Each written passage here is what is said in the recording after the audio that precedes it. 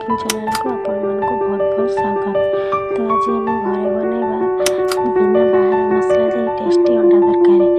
तो आम मसला ना किसी सुखिया लंका अदा रसुण किसी गोटा मसला दे भलसे ग्राइंडिंग करदेबा। से मसला ग्राइंडिंग हो सारा साइड रखा। तो प्रथम आमको भलसे तेल कढ़ाई गरम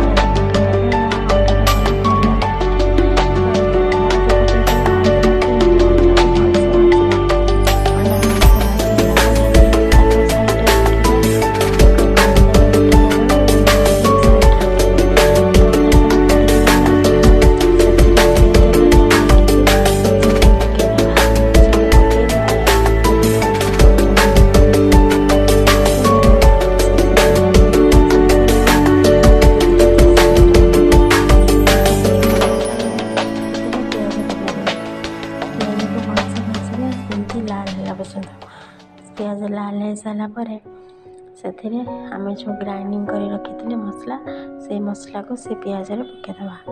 तो पकईदे मसला को भलसे कसवा। मुझे किसी बाहर मसला यूज करूनी, खाली लुण हलदी पकई से मसला को भलसे कषिदेवे। मसला कषिबे जेपर्यंत किसी तेल न बाहरी।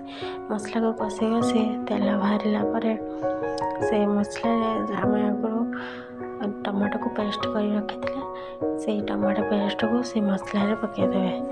तब से मसला पकई सारी किसी पानी देदेवे। पानी देकी भलसे कषिबे से जेपर्यंत कषिबे से जमी तेल न बाहरी। मसला को कषि कषि तेल बाहरला पर्यंत कषिबे। आगुरी से आलू रखी से मसला पकईदेली। तो मसला पकईदे से कषि आलू पकई कषिले आलू को पकईदेवे कारण आलू भी सीझीज मसला भी भलसे कषि हो। मसला कषिगला से आगुरी गरम पानी कर रखिदेवे।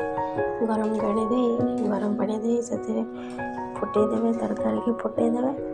फुटी फुटी पानी आसला पर्यंत फुटेबे। पानी मरला से अंडा पकईदेवे। अंडा पकई तरकारी को भलसे फुटेबे जमी से पानी अधा न मरीज।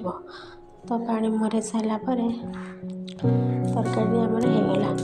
तो मोर जब वीडियोटी आपण मानक भल लगे तारे मो चैनल को सब्सक्राइब करदेवे, लाइक करदेवे, शेयर करने जमा भूलें। आज वीडियोटी ये रखुच्छी। भल लगे मो वीडियो को लाइक करदेवे, सब्सक्राइब करदेवे। रही नमस्कार।